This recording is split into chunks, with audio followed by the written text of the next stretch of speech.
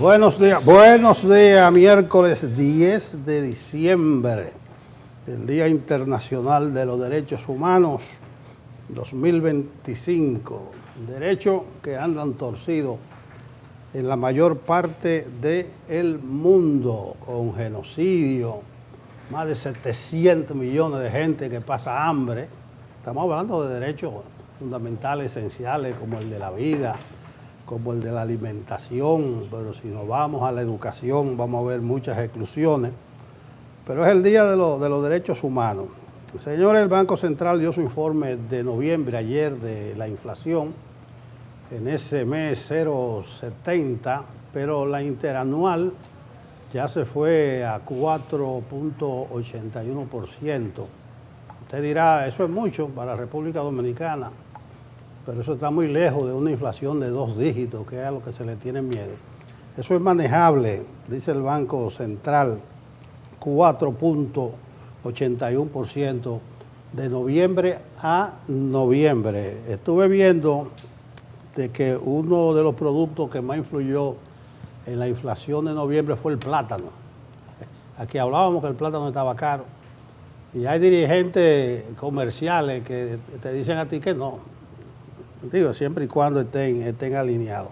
Pero ahí está, el año va a terminar con una inflación de menos de 5, que eso no le mete miedo a nadie, pero ahí hay que ver el asunto de los salarios. Hay una situación un poquito confusa alrededor de la entrega del Premio Nobel de la Paz, que se supone es hoy. Tenemos unas 5 horas de diferencia con Oslo y es a la 1 de la tarde de allá, es decir, que es a las 8 de la mañana nuestra la ceremonia, pero Christian Berg, que es el director del instituto y el secretario del ente que selecciona, dice que desafortunadamente María Corina Machado no va a estar. No se dieron mayores detalles. Cuando digo que hay una situación confusa, porque ayer había una rueda de prensa a la 1 y se suspendió, o sea, estaba fijada y se suspendió. Se dice que su hija Ana Corina Sosa Machado es la que va a recibirlo. Vamos a esperar informaciones porque no han dado informaciones precisas de por qué ella no va a asistir. Si se había dicho en un primer momento que sí, incluso desde Venezuela se dijo que ella había salido de allá en un avión con inmunidad diplomática. La ceremonia, como quiera, se hace, no es la primera vez, sería la cuarta, según estuve leyendo, que la persona galardonada no está presente, aunque de por sí la ceremonia pintaba distinta y hasta un tanto deslucida. Por un lado, porque el Consejo Noruego de la Paz, que es una organización que hace una ceremonia paralela al mismo día, la había cancelado desde hace varias semanas, objetando lo que decía ese consejo, el discurso belicista de María Corina. Ese consejo organiza lo que le llaman la Marcha de las Antorchas, una marcha bien bonita con antorcha. La persona galardonada desde un hotel, desde un balcón, saluda. Bueno, parte de la parafernalia de la ceremonia que ha sido cancelada según ese consejo por desacuerdo con la premiada. Una organización venezolana con un nombre que no memorizo dice que va a asumir esa marcha alternativa. Ayer hubo unos conatos de protesta aislada contra esa premiación de organizaciones que tienen nombres significativos que condenan que se le haya otorgado el premio Nobel. Y entre lo que invocan, cuando hablo de discurso belicista, es que María Corina ha dicho que es absolutamente correcta la presencia de esos buques de guerra de Estados Unidos. Y dijo en un foro de Miami que mencioné en estos días que Maduro empezó esta guerra y que el presidente Trump está terminándola. Trump, que tiene un lío, que parece que se ha metido en camisa de 11 varas, el viernes de la semana próxima cumple 4 meses la presencia de esos buques. Entonces, la gente dice que no es fuerza suficiente para hacer una invasión a Venezuela, pero que son suficientes para él no irse con las manos vacías. Los analistas están diciendo que si se va a hacer algo que se haga ya para que no le caiga el fin de año, pero parece que Trump está metido en camisa de 11 varas, lo que no pinta es nada positivo, nada favorable que pueda salir de esa situación. Esperemos ver cómo transcurre el día con la ceremonia. Allí están Milei de Argentina, Noboa de Ecuador, Mulino de Panamá. 13 presidentes, faltaron presidentes de los que están apoyando esta jornada. Muchas informaciones alrededor de SENASA, no voy a entrar en detalle, simplemente una referencia de que Santiago Jacín era el coordinador del sector externo con Luis, el recaudador por excelencia, y en el expediente se dice que él en el 19 recibió muchos donativos de empresarios que después formaron parte del entramado del presupuesto de SENASA, y además plantea la instancia de la PECA que Jacín estableció una serie de compromisos económicos que lo iba a cumplir cuando lo nombraran en SENASA. Entonces la gente se está diciendo, si él era el principal recaudador del sector externo del PRM, quizá algunos de esos donativos y de esos recursos que él recibió iban para el PRM, pero lo cualitativo del caso es que el primero que está cantando es el jefe de gabinete de SENASA, que me imagino conoce mucho lo que ocurrió ahí adentro. Buenos días a Catherine y a Federico. Buenos días, Nelson. Buenos días, Catherine. Buenos días, amigos que nos sintonizan, que nos escuchan hoy miércoles 10 de diciembre. A Dios sean las gracias por este nuevo día. Ciertamente, las malas lenguas de Nelson dicen que tuvieron que darle una vez para que hablara y como 14 veces para que se callara. El delator premiado, quienes se acogen al criterio de oportunidad. Otra manifestación más del efecto Cano, sobre lo que estaremos hablando a seguidas. Pero bueno, en el plano internacional, simplemente decir que su santidad León XIV advirtió el día de ayer, en una conversación que tuvo con el presidente de Ucrania, Volodymyr Zelensky, cito, que no es realista hablar de una paz en Ucrania sin Europa. La guerra está en Europa y creo que las garantías de seguridad que se buscan hoy y en el futuro, Europa debe formar parte. El problema es que su santidad le dijo eso a Zelensky y a los periodistas y a Donald Trump, que se lo tiene que decir. Pero bueno, un intento profundo, respetuoso y responsable de su santidad de poner una realidad, porque ciertamente la guerra de Ucrania es en Europa que se está librando y en algo tienen que pitar los europeos ahí. Donald Trump dijo ayer que los días de Nicolás Maduro están contados, póngale comilla a eso, están contados, eso lo dijo él. Y lo dijo el mismo día, por cierto, que 2 aviones F-18 Hornet se adentraron durante 40 minutos en aguas territoriales venezolanas porque entraron a maniobrar en el Golfo de Maracaibo, apenas 160 kilómetros de Maracaibo, pero dentro del Golfo. Es decir, es como que un avión se entra en la bahía de Samaná y se quede 40 minutos dando vueltas. Pues eso hicieron ayer. Las baterías antiaéreas no reaccionaron, no sé si porque no se dio la orden o se tenía miedo de dar la orden, porque la batería funciona si la disparan, pero bueno. En Honduras siguen contando votos. Apenas el 99.40% de los votos contados, y en ese punto 60 tienen 3 días para... El Consejo, por cierto, la presidenta del Consejo Nacional Electoral anunció el día de ayer que el lunes en la madrugada hubo una suspensión del sistema B de cómputos, porque una suspensión de carácter técnico, póngale comilla a eso, porque 2 días contando menos del 0.5% de los votos, como dirían los jugadores de dominó. Está capicúo eso.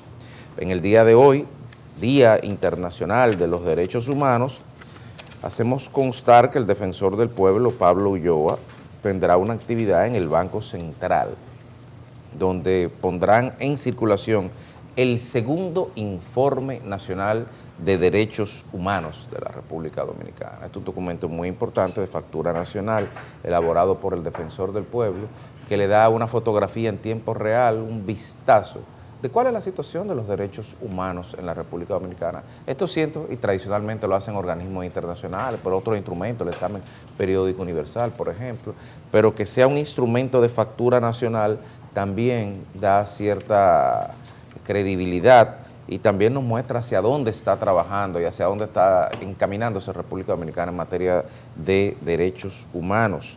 SENASA es y será la noticia, y simplemente, aunque lo estaremos tocando en profundidad hoy, señalar que magistrado Wilson Camacho, refiriéndose a SENASA, dijo, cito, que es el más siniestro y cruel caso de corrupción en la República Dominicana. Siniestro y cruel, esos son adjetivos calificativos mayores, y en boca de un procurador adjunto también lo son.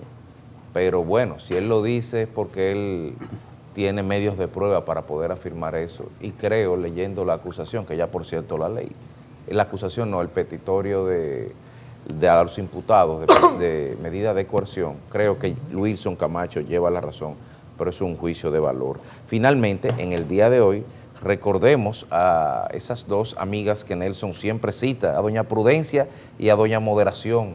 Hoy día que arranca el horario abierto de expendio de bebidas alcohólicas a partir de hoy, miércoles 10, hasta el lunes 5 de enero. En el día de hoy se cerrará todo a las 3 de la mañana, hasta mañana también. Entonces, disfrute su Navidad, pero con responsabilidad y con prudencia y moderación también. Buenos días. Bueno, buenos días, Federico. Buenos días, Nelson. Buenos días a la audiencia de Despierta con CDN, como ven.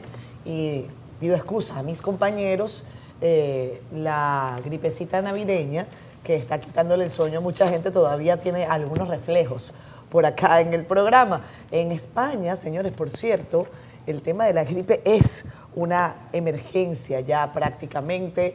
Están activadas las campañas, incluso le están pidiendo a la gente que utilice mascarillas porque el invierno está dando con fuerza. Saludos a la gente de Nueva York, que ayer nos comentaron que la temperatura pues bajó hasta los menos 11 grados bajo cero en la Gran Manzana. Como les decían mis compañeros, hay varias informaciones nacionales e internacionales. Algunas le estamos haciendo seguimiento desde ayer. La mayoría son noticias, como le llamamos nosotros, noticias de segundo día. La noticia del día, pienso yo, es la recepción o no del Premio Nobel de la Paz a María Corina Machado. Independientemente de que lo reciba o no, el premio es para ella. El premio se le ha entregado, y cito las motivaciones del equipo del Premio Nobel de la Paz, por su incansable labor en la promoción de los derechos democráticos del pueblo venezolano y por intentar a toda costa una salida democrática para el país. Para los que se les olvida, se les quiere olvidar quizás, María Corina Machado participó en un proceso electoral en el que obtuvo el 93% de los votos, me refiero a una elección primaria, para que ella participara en una elección libre, democrática, pero sabemos que eso es una pantomima porque claramente quedó establecido para el mundo, el que tenga ojos que quiera ver, que se robaron las elecciones el 28 de julio. Y además le pidieron a María Corina Machado ser la candidata tal y como el pueblo venezolano había decidido en las urnas. Entonces, el camino democrático se ha trazado todas las páginas de los libros de la democracia. La pregunta, como siempre, es si a las dictaduras se les responde con votos. Si se logra definitivamente torcer la voluntad de un régimen a fuerza de votos. Esa pregunta se la ha hecho mucha gente durante demasiado tiempo. Como dice Federico ayer, sobre el tema de María Corina, informaciones de último minuto dan cuenta de que ella no va a recibir el premio en persona, in situ, en Oslo, en donde se lleva a cabo esta celebración, esta entrega de galardón.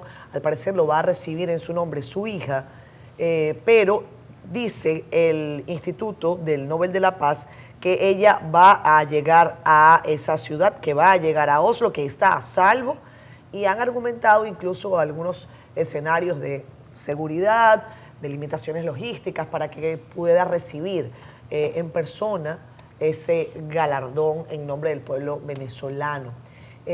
Lo que hay también que decir, durante las próximas horas se van a llevar a cabo varios eventos allá en Oslo. Se sabe que cientos de venezolanos que han hecho este viaje, que hayan llegado hasta allá, podrán seguir el acto en una plaza contigua al Centro Nobel de la Paz y a unos metros del Ayuntamiento de Oslo.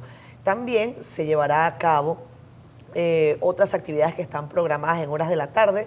Hay, como bien señalaba Nelson, algunos presidentes que han llegado hasta esa ciudad. Vimos al presidente argentino, Javier Milei, y al presidente panameño, el señor Mulino, al que no hemos visto todavía es a Santiago Peña, que habían confirmado llegaría ayer tarde en la noche. Santiago Peña es el presidente paraguayo, y tampoco hemos visto al presidente ecuatoriano, el señor Noboa, quien había señalado que acompañaría a María Corina Machado en la recepción de este galardón. Mientras tanto, ayer en las costas de Venezuela, como señalaba Federico, la imagen la tiene el equipo de producción para que ustedes vean gráficamente cómo esos cazas estadounidenses casi que llegaron a comer patacones, así me dijeron a mí. Se fueron a comer unos patacones en el lago de Maracaibo, y vean ustedes cómo hicieron este trayecto en varias oportunidades, ¿no? Bien cerquita de toda la costa oriental del lago, todo ese golfo venezolano. Ahí está Punto Fijo. Me apuntaban ayer algunos conocedores de esto, que precisamente ese puntico que ustedes ven allá arriba, esa península, eso es el estado Falcón, esa es la península de Paraguaná. Justamente allí hay una serie de despliegues militares que han sido activados por el gobierno de Venezuela. Y hay quienes señalaban que existe duda de lo que se considera o no territorio en virtud de las 12 millas náuticas que para algunos son. Pero señores, si esto no es entrar a comer patacones en Venezuela, yo no sé qué es.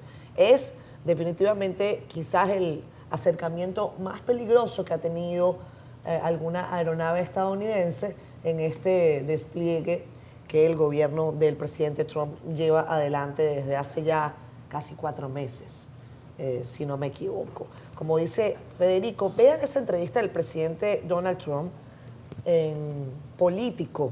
La entrevista se la hizo una periodista ucraniana, muy hábil, muy buena periodista, porque no vacilaba en preguntarle al presidente Trump, pese a que él quería salirse por la tangente sobre los temas que había que preguntarle. Y ha dicho sí, que el señor Maduro tiene los días contados, entre otros aspectos. Vamos a revisar otros detalles, y yo no sé si la palabra es vapulear, cebarse o algún otro verbo. Federico, ayúdame. Vapulear, cebarse. Me refiero al resultado de ayer del Escogido y el Licey. 15 carreras por 1. Dime, amigo. ¿Cómo decir? O sea, eso fue... El que se va a morir saliente, ¿viste? Dale. Eso sí es verdad. Tú estás apostando. Oye, ¿a quién tú estás apostando? Al Escogido. ¿Tú sabes lo que está pasando? No, yo estoy claro. ¿Tú estás claro? Lo que pasa es que eso se llama patada de ahogado. Exactamente. La patada del ahogado tiene que ver con eso. Cuando uno está pues viendo que el panorama no luce bien, uno da un palo y dice... 15 palos. 15 palos. 15 carreras por 1. Felicidades a los escogidistas que hoy están celebrando esto. Vamos a arrancar ya con las portadas de nuestro compañero Francisco Medrano, que está listo para decirnos qué está en la portada del periódico El Caribe y de cdn.com.do. Hola, ¿qué tal? Muy buenos días, Catherine. Contigo saludamos a todo el equipo de Despierta con CDN y, por supuesto, los amigos que están en sintonía con nosotros a esta hora. Vamos de inmediato a colocar en pantalla las informaciones del periódico El Caribe en este miércoles. Lo hacemos con el señor Carlos Tomás Morel Diplán. Es el obispo coadjuntor de la Arquidiócesis de Santo Domingo. Es nuestro invitado especial en el almuerzo de El Caribe CDN. En otra nota que abordamos en el día de hoy es el proyecto de ley de reforma a la Policía Nacional, la cual prohíbe que policías sirvan a particulares. En materia económica, la inflación en el mes de noviembre es de 0.71% y de 4.81% fue la inflación interanual. Vamos a cerrar la portada con el programa Supérate, que graduó a 932 mujeres en distintas áreas. Y ahora colocamos la contraportada del Caribe con noticias del mundo de los deportes. Hablamos de Alicia Félix Vázquez y de Francisco Tontón, quienes obtuvieron 3 medallas de plata y otra de bronce en sus respectivas categorías en el Campeonato Centroamericano y del Caribe. Y les invitamos de inmediato que accedan a nuestro portal digital www.cdn.com.do. Aquí usted puede conocer otras importantes noticias como esta del presidente del Senado, que llamó a los críticos del Código Procesal Penal a leer los 470 artículos de esta pieza legislativa. También le damos seguimiento a la muerte de la niña Estéfora, que gritaba por ayuda mientras se ahogaba en una piscina y nadie la ayudó. Así aseguran los abogados que representan a la familia de la víctima. Y cerramos con la administración del presidente Donald Trump, que investiga posibles muertes por vacuna contra el COVID. Así que todas estas informaciones pueden ser ampliadas visitando nuestro portal www.cdn.com.do. También les invitamos que adquieran un ejemplar impreso del periódico El Caribe. Es todo de nuestra parte. Continuamos con más en Despierta. Vamos al clima. A propósito, ayer comenzaron a salir los informes del cambio climático 2025. Dicen esos informes que el 2025 es probable sea el año récord más caluroso de la historia, superando al 23 al 24. Miren cómo vamos. Jim Suriel y el reporte del clima. Muchísimas gracias, muy buenos días. Avanza este miércoles con una mezcla de factores meteorológicos en la región del Caribe por varios fenómenos atmosféricos que están incidiendo también en nuestra zona de pronóstico. Una débil vaguada en las últimas 24 horas se ha combinado con los vientos húmedos que llegan desde el Atlántico y desde el Mar Caribe para así generar algunas precipitaciones dispersas en algunas provincias de República Dominicana. Hay un sistema de alta presión en el Atlántico que está controlando el contenido de humedad y también impulsando algo de humedad hasta nuestra zona de pronóstico, y esos fragmentos nubosos son suficientes para aportar algunas precipitaciones y al combinarse con la vaguada también aporta algunas lluvias hacia la cordillera central. En las próximas horas podrían ocurrir algunas lluvias dispersas hacia el sur, sureste de nuestro país y en el transcurso de la tarde podrían incrementar la nubosidad hacia el norte, cordillera central y hacia la zona fronteriza, también con la posibilidad de algunas precipitaciones. Sin embargo, será mañana que podrían ocurrir mayores lluvias en el territorio nacional porque vendrá una vaguada para ubicarse al norte del territorio dominicano. Avanza al norte de nuestra región el Frente Frío número 12 que ya se moverá en las próximas horas hacia el Atlántico Norte y así permitirá el establecimiento de una vaguada para incrementar las posibilidades de lluvias mañana en gran parte del territorio nacional. Incluso en el transcurso de la mañana podrían incrementar la nubosidad y algunas precipitaciones en varias provincias del territorio nacional. Estaremos muy atentos durante los próximos días porque tendremos noches muy frescas por la temporada frontal, pero durante el periodo diurno todavía la sensación cálida no se va de República Dominicana y la región del Caribe porque nos encontramos en el trópico y la radiación solar es suficiente para así incrementar la sensación cálida en nuestra región. Estas han sido las informaciones meteorológicas. Bueno, muchas gracias, Jim Suriel. Durante el día calor y en la noche temperaturas frescas. A la pausa. 7:34 minutos de la mañana. Vamos a revisar lo que ustedes dicen en Facebook Live. Allá hay gente conectada que queremos saludar. Tempranito está Delio Samuel Marmolejos Frica. Hola, Delio, saludos para ti, para toda tu familia. Gracias por estar con nosotros. También Jacqueline Pérez. Hola, Jacqueline, un abrazo. Dice, feliz miércoles desde Atomayor. Está Héctor Franco. Dice, hay una gran diferencia, gobierno, dictadura y gobierno de facto. Sí, es cierto. Francisco Marte, derecho fundamental, el derecho a la vida, Estéfora y el SENASA. Esos son los temas. Así es, Francisco, gracias. La salud. José Ramírez está en San Tomás. ¿Cómo? Que si vas a llenar formulario rojo. Ay, venga Federico, señores, que eso fue muy no hay duro. oficio en San Tomás. Eso sí, eso es un poquito en la mañana. ¿Qué pasó con la cámara? A ver, espérate. ¿Qué pasó, Gerald? Échame para acá. No hay Échame para oficio acá. en San Tomás. ¿Qué es lo que pasa?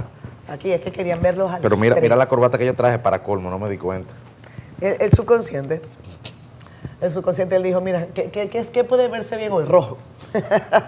Está por acá Josefina Tavera, San Pedro de Macorís presente, y Alan Daniel Vargas Corsino, que está también siempre por acá, diciéndonos que él extraña un poco su escuela.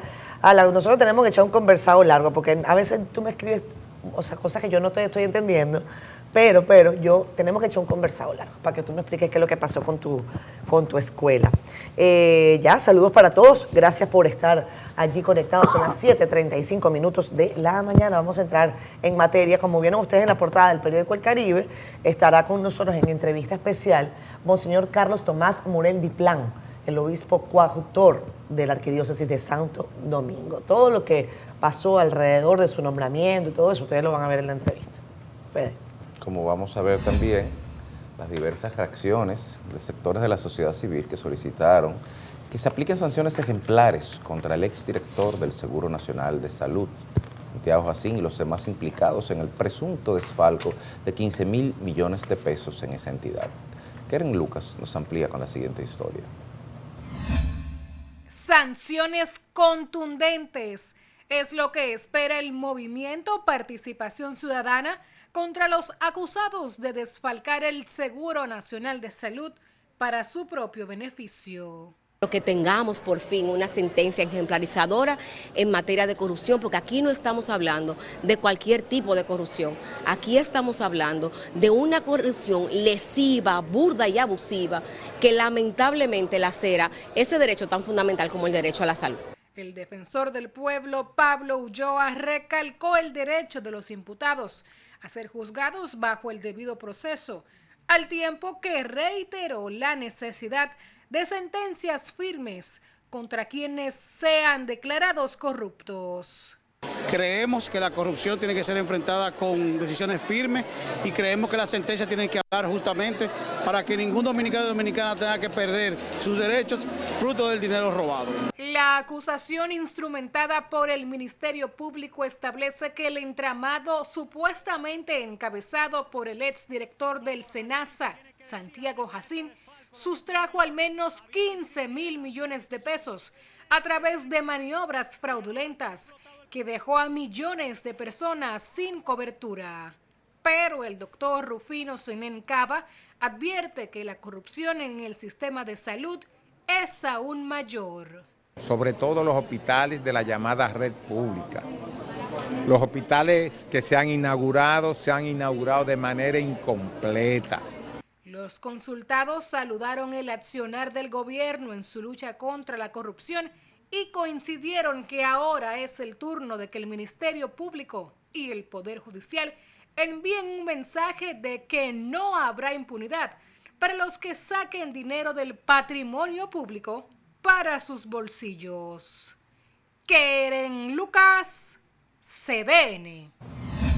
Bien, Catherine mencionaba la entrevista que pasaremos en breve con el obispo coadjutor. Sí. Él habló largo y tendido entre las grandes preocupaciones y ocupaciones de la iglesia. Él mencionó primero la corrupción, la pobreza, la educación y la familia.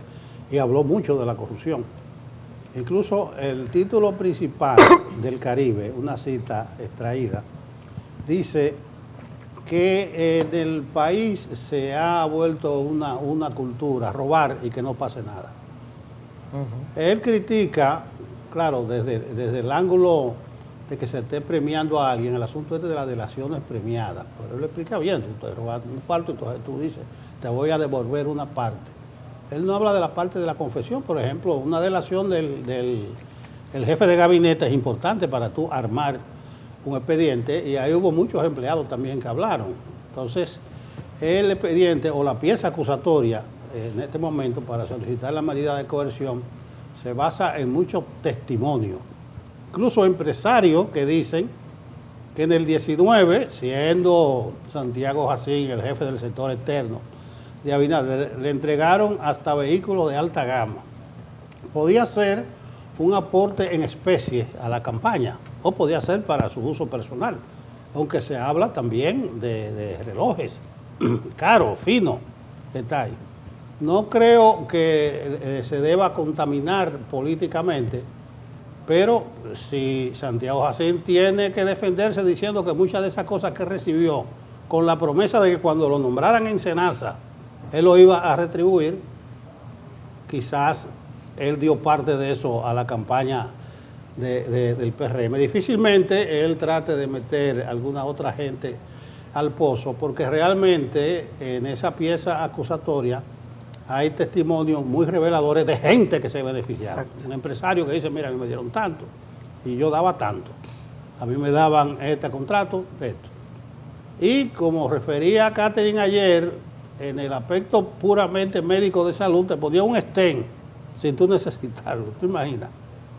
Federico, usted que vaya a hacerse un análisis de la próstata sin ser necesario, por el método antiguo, y que para registrar análisis de la próstata, Federico Jovine. El problema es que te hacían el examen con el método antiguo y lo facturaban con el método nuevo, con una tecnología y un equipo de última generación.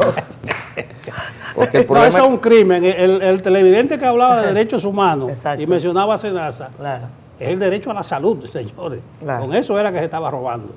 Ese es el tema, porque nosotros hemos visto como sociedad casos, sobre todo en esta administración o en este Ministerio Público, casos del año 2020 hacia acá, que bueno, pueden tener los matices políticos que evidentemente es legítimo decir que tienen, y que de hecho podemos decir que tienen. O sea que como sociedad nos hemos acostumbrado a ver grandes casos.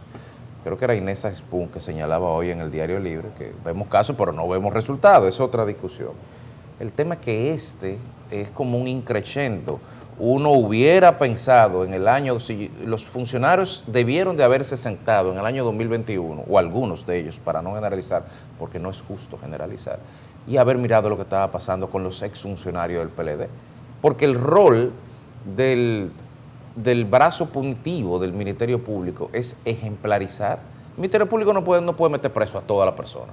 Lo que tiene que agarrar a 2 o 3 y crear un precedente que intimide a los otros y digan, yo no voy a hacer eso porque me puede pasar tal cosa.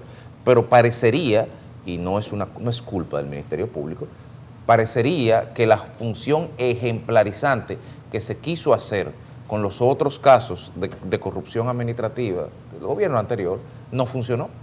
Porque lo que estamos viendo es que estos funcionarios, de ser ciertos los presupuestos que están ahí de imputación, de ser cierto, lo que estamos viendo es que los funcionarios dijeron, no, eso le pasó a ellos, a nosotros no nos va a pasar lo mismo. Si usted coge el expediente de Medusa, si usted coge cualquier expediente y lo pone al lado de los mecanismos, los modus operandi, quizás hasta el color de la funda plástica o de los bultos donde llevaban el dinero. Bueno, quizá una modalidad nueva, que alquilaron un apartamento Airbnb de vez en cuando para hacer la transacción. Y esto no tiene nada que ver con Airbnb, desde luego. Entonces, lo que habla aquí es de que ha habido una diferencia, lo que señala este caso es la diferencia cualitativa y la diferencia cuantitativa. Cuantitativa porque es un monto estratosférico. Yo creo que usted hace el ejercicio y junta todo, sacando el de Maxi Montilla, que no llegó a la justicia, porque se resolvió fuera de la justicia, digo, a través de acuerdos, desde luego, y homologación con sentencia. Pero sacando eso, usted suma casi todos los casos y no le da los 16,000 millones que estamos viendo aquí. Este es el caso más grande de corrupción. Y como dijo Camacho, el más grande y probablemente, en palabras de Camacho, el más siniestro y cruel. Ahora, ¿por qué cualitativa? Porque como dije Nelson y señala a la gente, porque estamos hablando del sector salud. Si se hiciera el ejercicio de correlacionar los actos señalados como presuntamente realizados ahí, y a cada acto, a cada línea de comisión de delito, se le pusiera la cantidad de personas con nombre, apellidos y cédulas que fueron la consecuencia directa de eso. Entonces la dimensión cualitativa del acto sería estratosférica. No se trata de simplemente decir que facturaron, que hicieron negocio, por ejemplo, con los insumos de prótesis ortopédica. No, ¿cuánto tiempo de recuperación quedó una persona porque no se le puso la prótesis correcta?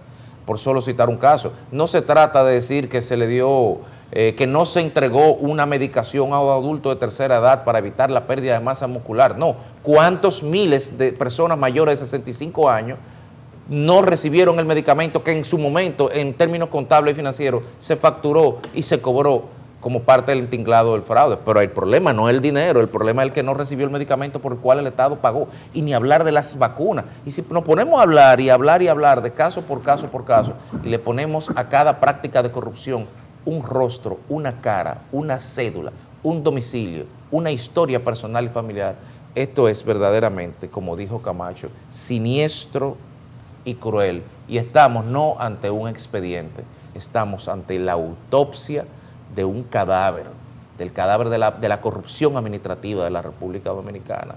Y el Ministerio Público tiene que usar ese bisturí y diseccionar finamente ese caso, finamente. Mire, en la solicitud de medida de coerción, y hay que remitirse a ese documento por ahora, se establecen varias fórmulas presuntamente corruptas.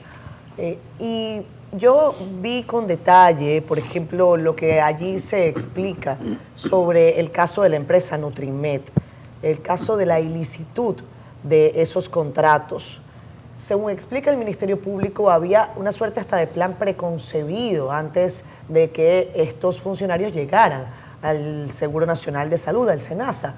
Eso tendrá que ser demostrado en tribunales, pero llama la atención y es particularmente grave que el Ministerio Público esgrima que se planteó un esquema continuo de pago de sobornos y que de manera mensual los representantes de esta empresa, encabezados por la señora Cinti Acosta Ascensión, pues tuvieron que empezar o pagaban mensualmente a una persona que está identificada como José Pablo Ortiz Giraldes y que yo no la veo por parte entre los acusados. ¿Está?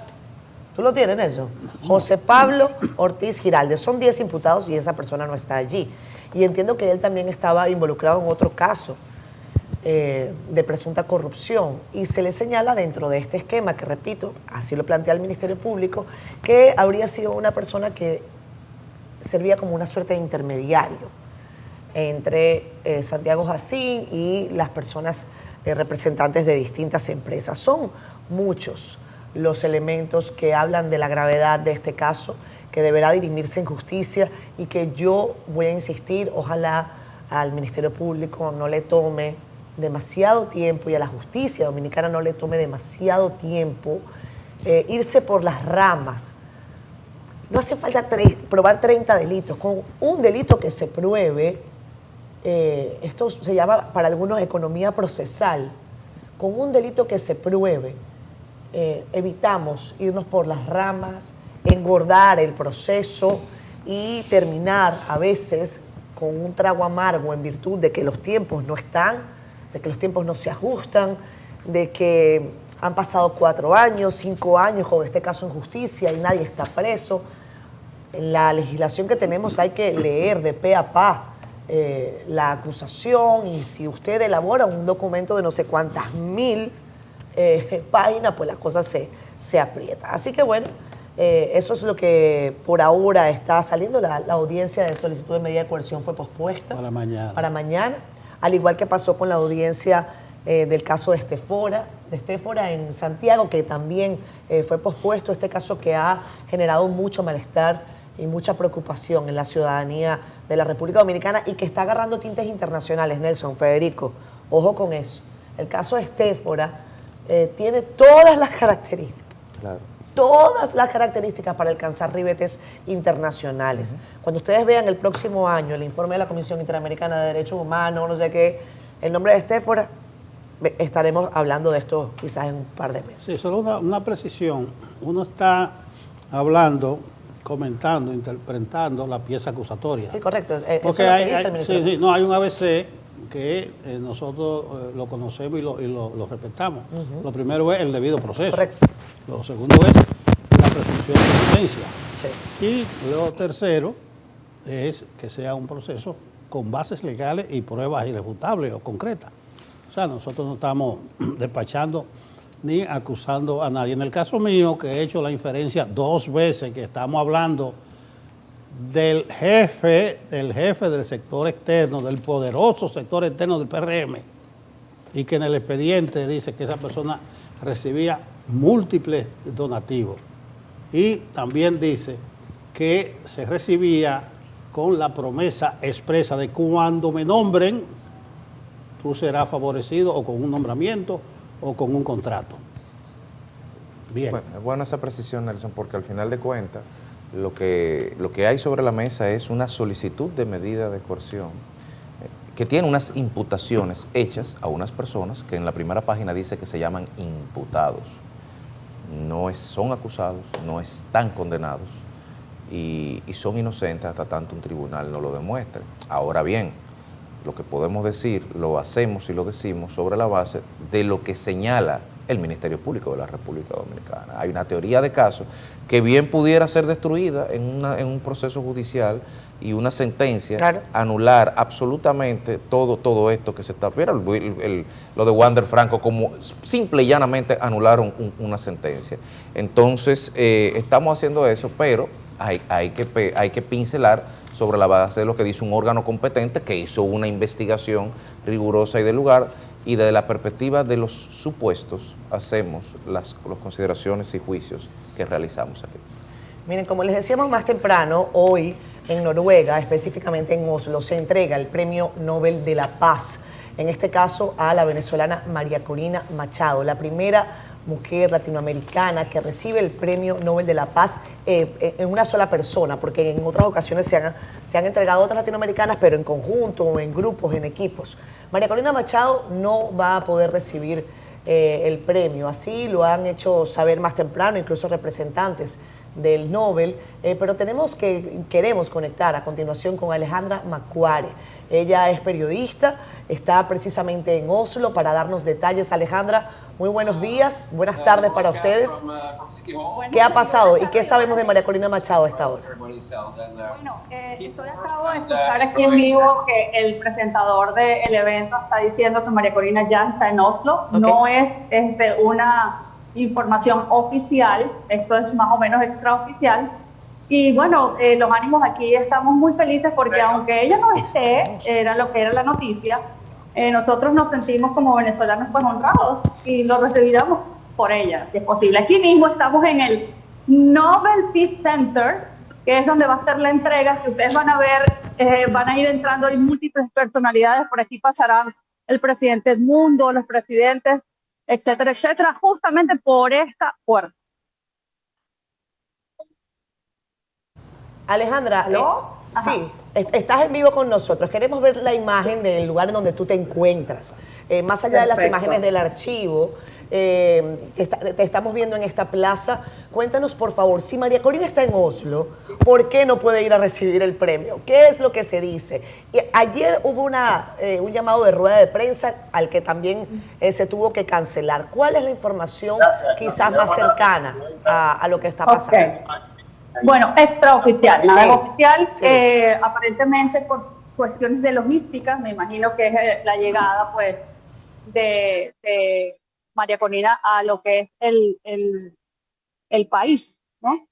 Aquí en Oslo, pero ella, la información que tenemos es que va a continuar con sus agendas lo que es mañana y pasado mañana. Alejandra, te vemos con una bandera de la República Dominicana, porque sabemos que vives acá. Junto al equipo de Vente Venezuela han estado informándonos sobre lo que está pasando allá. ¿Qué otras personalidades y qué más tiene la agenda? Porque han dicho que María Corina podría sumarse en el resto del día a otras actividades si no llega a recibir el galardón. Bueno, como todo Nobel, ella tiene una agenda de compromisos con rueda de prensa, tendrá una reunión con los presidentes, va a tener una reunión con la diáspora, y bueno, básicamente... Alejandra, presidentes que están allá acompañando a esta comitiva, en la que hemos visto a muchos periodistas, pero también a otros representantes. Por ejemplo, ahí está Edmundo González Urrutia, presidente electo en el pasado 28 de julio, en fin. Pero además de Edmundo González, vimos a Javier Milei. Oriéntanos si algún otro mandatario llegó. Sí, está el presidente de Panamá, está el presidente Murillo, está el presidente de Ecuador.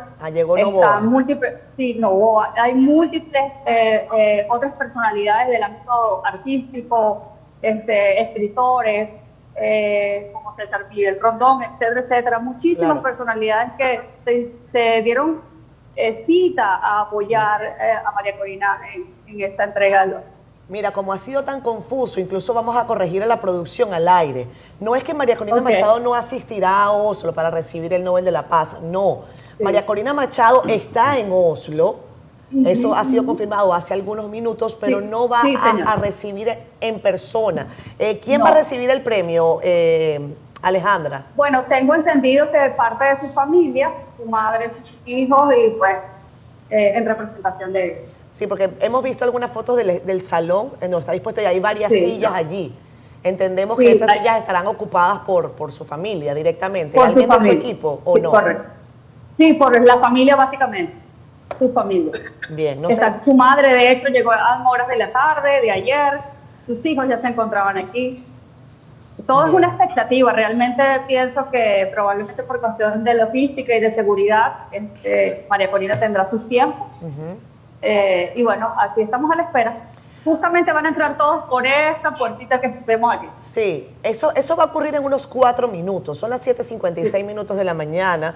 Estén atentos también a las redes sociales de CDN Canal 37 para tener los detalles de esta premiación. Alejandra, te agradecemos enormemente y te agradecemos como venezolana, además en la República Dominicana, que hayas tenido este espacio con nosotros. Sí, claro, llevo con orgullo esta bandera porque este país nos ha dado todo el apoyo y todo el amor, y yo sé que este Nobel también es suyo, de todos los dominicanos. Gracias, Alejandra. Un abrazo para ti, saludos y estaremos muy atentos a lo que ocurra en los próximos minutos allá en Oslo, en Noruega, donde hoy se le entrega el Premio Nobel de la Paz a María Corina Machado. Inicialmente parece lo recibirán sus familiares y han dicho que podría sumarse la dirigente opositora, pero además la ya ganadora del Premio Nobel a las actividades que se tienen durante el resto del día. Vámonos a pausa. Gracias, Alejandra. Bye, bye. Amigos de Despierta con CDN, gracias por continuar con nosotros. Como todos los miércoles tenemos el gusto de presentar una entrevista especial que compartimos en el periódico El Caribe y también acá en CDN Canal 37. Le damos la más cordial bienvenida a Monseñor Carlos Tomás Morel Diplán, arzobispo coadjutor de la Arquidiócesis de Santo Domingo. Bienvenido. Muchas gracias por la invitación. Para mí un placer compartir con ustedes y con tanta gente que está en este momento en sintonía, mirándonos en sus hogares. Gracias. Muchas gracias. Arzobispo coadjutor. Para muchos de nosotros es una expresión nueva. No sé la nomenclatura de la iglesia. ¿Usted podría explicarnos qué es eso? Bien, sí, para la generación más joven, el obispo coadjutor quizás no es tan conocido. Hemos escuchado obispo ordinario, obispo diocesano, obispo auxiliar, pero coadjutor ni yo lo había conocido tampoco, porque no me tocó parte de esa historia. Pero ya existió en los años 50, 60 con Monseñor Veras y Pitini, quien fue obispo coadjutor de Monseñor Pitini, quien ya había pedido las facultades de mirar y para que le ayudara en el gobierno de la diócesis, entonces se le nombró ese obispo coadjutor con derecho a sucesión, que así se le llama, porque el auxiliar, por ejemplo, es un obispo que colabora con el obispo ordinario diocesano, pero no tiene derecho a sucesión. Lo pueden mover en cualquier momento, no seguirá en el gobierno de la diócesis, pero el coadjutor, cuando es con derecho a sucesión, se le nombra al arzobispo o al obispo de una diócesis por alguna situación de salud, por edad o por alguna circunstancia, para que le ayude en el gobierno de la diócesis, porque la iglesia es un gobierno, se gobierna, se administra. Claro. Y en este caso, un servidor lo ha nombrado arzobispo coadjutor con derecho a sucesión para ayudar a Monseñor Francisco Osoria en el gobierno de la Arquidiócesis de Santo Domingo, con unas facultades que también me han concedido para la administración de los bienes, la finanza y también la administración del clero, es decir, cuando hay que mover sacerdote, nombrar sacerdote, ordenar sacerdote, entonces me corresponde esa tarea en la Arquidiócesis, en el gobierno, junto con Monseñor Francisco Osorio. Eso de sucesión es que usted está en la línea y será el sustituto. Sí, la idea es que al momento de cumplir los 75 años, que es la edad que tenemos nosotros para poner la renuncia, cuando cumplimos, un obispo va a cumplir 75 años, previamente manda una carta al Papa pidiéndole ya que cese sus funciones, pidiendo su renuncia. Te pueden aceptar la renuncia de una vez. Entonces, Monseñor Osoria, cuando cumpla los 75, entonces ya pondrá la renuncia, automáticamente se le acepta la renuncia, continúa el gobierno de la diócesis, sin todo el nombramiento, continúa normal el proceso que ha estado llevando. Por eso es derecho a sucesión. En otro caso, si no hubiera un obispo coadjutor, entonces habría que hacer otro proceso para elegir un nuevo obispo o arzobispo, porque la diócesis ha quedado vacante, pero en este caso no quedaría vacante, sino que automáticamente asumo ya la responsabilidad como arzobispo primado de América. Nos sorprendió mucho, muy buenos días, Monseñor, nos sorprendió bastante la comunicación que sacó Monseñor Osoria, y escuchándolo a usted, lo que nos podemos dar cuenta es que usted tiene toda la responsabilidad de la diócesis. ¿Eso es así? ¿En qué está Monseñor Osoria? ¿Ya se hizo esa transición administrativa? ¿Cuál es el proceso en que está en esta etapa? No, Monseñor Osoria continúa con la parte pastoral. La pastoral es muy amplia, ¿verdad? Todo el trabajo en las parroquias, celebraciones y otras actividades dentro de la iglesia que la vamos a compartir él y un servidor. Ya esa otra parte, inmediatamente yo asumí la responsabilidad el 10 de noviembre, automáticamente ya tengo el compromiso de asumir todo lo que se me ha encomendado. Pero Monseñor Osoria continúa y continuamos juntos trabajando en la diócesis, en la arquidiócesis de Santo Domingo, pero él más en la parte pastoral. En la parte administrativa y otras cosas, ya la llevaré a un servidor, que es una carga. Es como un descanso para un obispo ya que llega a cierta edad, y dice, bueno, ya yo estoy más liviano y quisiera uno hasta quitarse una carga de arriba, y el otro continúa con la responsabilidad. Pero es compartido, porque yo comparto como señor las decisiones que se van a tomar, porque no es como un gobierno de un Estado, sino es una iglesia, y estamos como iglesia. Si hay algún cambio que hacer, alguna situación decisiones que tomar, yo me reúno como Monseñor, mire, Monseñor, estamos en este proceso, ¿qué le parece a usted? Vamos a tomar esto, vamos a decidir esto. Sencillamente es la responsabilidad primera, pero compartida, en la que un servidor consulta en algún momento a Monseñor para presentar lo que estamos haciendo. Pero naturalmente la responsabilidad primera recae sobre un servidor. Monseñor, la iglesia siempre está a la vanguardia, o sea, no solamente cumple el papel, ¿verdad?, de predicar la fe, también tiene una participación en la sociedad. En este caso, de la República Dominicana, ¿qué le preocupa a la iglesia? Mira, la situación más preocupante que tenemos, especialmente el tema de la corrupción, es un tema que nos preocupa, por un tema ético y sobre todo un país donde hay tanta gente bautizada, católica, y que mucha de esta gente a veces está metida en cosas que no deben. El mismo tema de la pobreza. Aunque se dice que hay una disminución de la pobreza sigue. Y uno tiene solamente que recorrer nuestros barrios de Santo Domingo y otros pueblos, y uno ve las situaciones que hay también de pobreza. El mismo tema de la educación, que es un tema que para nosotros es muy importante, y la iglesia siempre ha jugado un papel muy protagónico en la formación, en la educación de nuestros jóvenes, porque este es el presente y el futuro de nuestro país. Y también, sobre todo, la familia. Como siempre hemos dicho, la base fundamental de nuestra sociedad. Si no tenemos buena familia bien constituida, bien formada, no tendremos una sociedad bien constituida ni formada, las instituciones funcionarán bien. Nos preocupan mucho esos temas que actualmente estamos trabajando, y por eso predicamos, formamos catequesis, para tener una mejor sociedad, porque si tenemos una mejor sociedad, la evangelización entonces está dando sus resultados. De lo contrario, vemos que el trabajo está limitado. Monseñor, precisamente con relación a ese tema que usted señala, el mensaje de Dios es perfecto, pero ¿está fallando su mensajera en República Dominicana al momento de llevar ese mensaje a generaciones de jóvenes que uno está viendo que están involucrados en algunos expedientes, que uno estaría acostumbrado a ver personas en teoría de otras generaciones, de otros cortes ideológicos involucrados, y sin embargo hay un ansia por tener más que por ser, y uno se pregunta, es que uno no puede preguntarse si está fallando el Evangelio, la pregunta es, ¿está fallando la mensajera del Evangelio? Estamos fallando los seres humanos, el Evangelio está ahí hace rato, Cristo está ahí. pero los seres humanos hemos dejado de escuchar la voz de Dios y nos hemos dejado de llevar más por las cosas del mundo. Y por eso tenemos muchas situaciones en que se centra más la persona en sí misma, en la autorreferencialidad, como decía tanto el Papa Francisco, el tema de la autosuficiencia, el pensar de que yo no tengo que dar cuenta a nadie al final y que mi conciencia yo la tengo blindada porque ni Dios entra ahí. Entonces, cuando el ser humano se aparta de Dios y de los principios y los valores cristianos, entonces comenzamos a fallar. Y hasta nosotros mismos en la iglesia fallamos por eso, porque quizá creyéndonos que estamos tan cerca de Dios, creemos que esta licencia tenemos para hacer cosas que son indebidas. Entonces creo que hemos estado fallando como sociedad, como humanidad, no solamente República Dominicana, es el mundo entero que tenga esa situación. Entonces hay una situación que influye mucho, que es la transformación cultural. La sociedad ha ido cambiando mucho por los cambios culturales que se van dando y la influencia de otra cultura en nuestro pueblo dominicano, que ha afectado también la visión del hombre y sobre todo nuestro compromiso, nuestros valores como sociedad, lo hemos ido dejando a un lado por asumir otras cosas. Pero como personas estamos fallando, no solamente comenzar porque Dios está ahí, el mensaje está ahí, lo que pasa es que no queremos escucharlo y estamos escuchando otras cosas.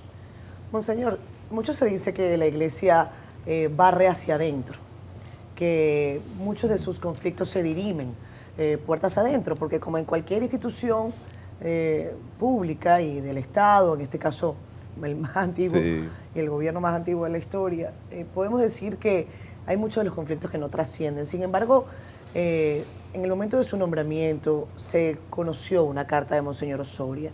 Yo quiero tener su apreciación sobre los particulares que él abordó allí y como usted está ahora en la parte administrativa, si puede decirnos si hay alguna investigación relativa a las funciones de Monseñor Osoria al frente del Arzobispado de Santo Domingo. Mira, en cuanto a la carta de que Monseñor Osoria, que no la hizo pública para la prensa ni los medios, fue una carta enviada a amigos, de manera muy personal, muy íntima, pero como yo he dicho, hay cosas que si tú la sacas, la pasa uno a otro, ya se hacen públicas, salió a lo público.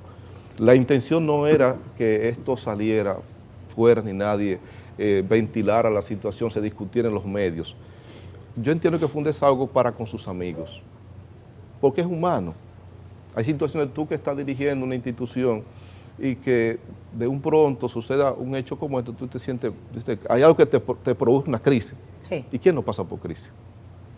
Te ven los presidentes cuando para salir del cargo le da trabajo, o un político para cuando lo cambien pasa por crisis.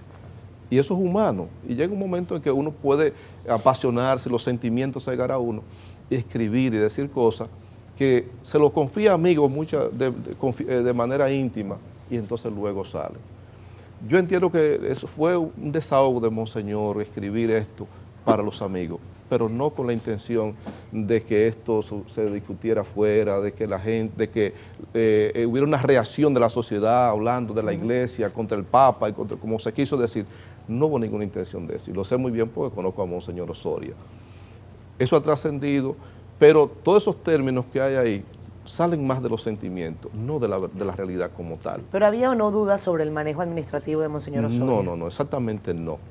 Incluso yo estoy ahora administrando, voy administrando los bienes, la diócesis, y lo propio, cuando uno asume un compromiso de naturaleza, es hacer un levantamiento propio. Una auditoría. Claro, una auditoría. En todas partes, con las instituciones que yo he ido, siempre pido una auditoría, vamos a hacer una auditoría, por el bien de la institución, por el bien de un servidor y por el bien de la otra persona. ¿Y qué arrojó esa auditoría? No la hemos hecho todavía, estamos trabajando, yo tengo apenas 3 semanas, prácticamente, estamos llegando. ¿Pero la hará? Sí, naturalmente, la vamos a hacer, porque es propio, no solamente porque Monseñor Osoria hizo, no, es propio de una institución que tú sepas cómo está la institución, cómo voy a recibir la institución y cómo voy a manejar la institución a futuro para que funcione. Porque eso me ayuda a mí a tener una visión. La Arquidiócesis de Santo Domingo tiene prácticamente 3 millones de personas. Es mucho. Después los bienes, las propiedades que tiene la misma arquidiócesis son muchos. Yo vengo de Santiago, de La Vega, prácticamente. Yo llegué aquí de un pronto y no conozco nada, ni la gente casi la conozco, ni la ciudad casi la conozco. Entonces estoy conociendo. Y es una de las partes que estoy haciendo es conociendo ahora la diócesis, conociendo lo que es la diócesis, mirando lo que es la diócesis, tratando de mejorar las cosas que hay. Pero todavía ahora lo que estoy haciendo es un acercamiento y una visión para mirar hacia adelante cómo vamos. Pero eso es natural. La auditoría no es un pecado ni un mal. Cualquier institución la hace. Y se le pide todos los años a una institución que debe hacer una auditoría, porque eso nos ayuda a nosotros a mirarnos y a proyectar. Y eso es correcto, eso es bueno. Monseñor, usted menciona 4 grandes cosas que preocupan y ocupan a la iglesia: corrupción, pobreza, educación y la familia. A propósito de la familia, uno de sus primeros pronunciamientos como arzobispo Cuato Jutor, si no el primero, fue salir al paso a una sentencia del Tribunal Constitucional que normaliza las relaciones entre personas de un mismo sexo en el seno de las Fuerzas Armadas y de la Policía Nacional. Si mal no lo cito, usted se quejó porque instituciones del Estado promueven la homosexualidad. Si es así, usted puede ampliar esa afirmación. Sí, no promover, no ha sido la idea exacta, promover. Lo que yo decía que es preocupante, instituciones como la policía y las Fuerzas Armadas, que dicho sea de paso también resucitaron algo que no tenía ni sentido en ese momento. Sacar esto, y hasta mismo Hipólito Mejía, cuando le preguntaron, dijo, yo ni sabía que eso existía. Y hay otros que también dijeron lo mismo. La preocupación nuestra, y eso fue lo que externé, es que instituciones tan importantes como la policía, que tiene una población grande dentro de su fila, igualmente el ejército, prácticamente se dé la sentencia para que se pueda ese tipo de cosas, que no es así exactamente, pues eso era viejo, no tiene ningún sentido. Y lo que nos preocupa es que eso pueda abrir una brecha para que comience a darse también en otras instituciones y comience a afectar también a nuestra familia, porque cada miembro de la policía o del ejército es miembro de una familia.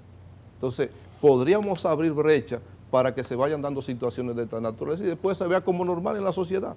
Y así se comienza aprobando sentencias y cosas para que nosotros nos vayamos acostumbrando y creyendo que eso es lo normal. Pero sobre todo instituciones importantes como esta, que se den estos hechos, es preocupante.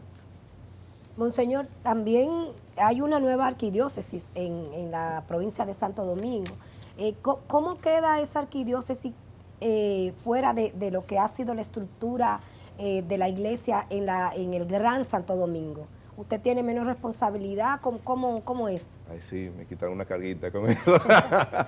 Bien, no, es una diócesis. La diócesis Estela Maris. Ajá. Esa es la diócesis que se desprende de la arquidiócesis de Santo Domingo. Exacto. Porque ya existía lo que le llaman vicarías territoriales. La arquidiócesis de Santo Domingo, con esta tenía 5 vicarías territoriales: Vicaría Norte, Vicaría Oeste, Vicaría Este, el Cristo de Vallaguana. Exacto. Y el distrito. Entonces, como la más grande, la provincia, la vicaría más grande es esta, Santo Domingo Este. El municipio, sí, que es muy grande, una población bastante grande, y tiene unas 60 y pico de parroquias, una extensión y una proyección de crecimiento bastante amplia. Entonces se decidió desmembrar a la arquidiócesis y quitar esta diócesis, Estela Maris, para constituirla ahora como una nueva diócesis, para seguirla trabajando y dar un mayor acompañamiento.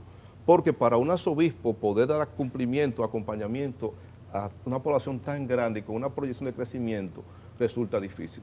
E incluso todavía hay posibilidad en el futuro de que una de estas zonas se convierta en diócesis, porque va creciendo.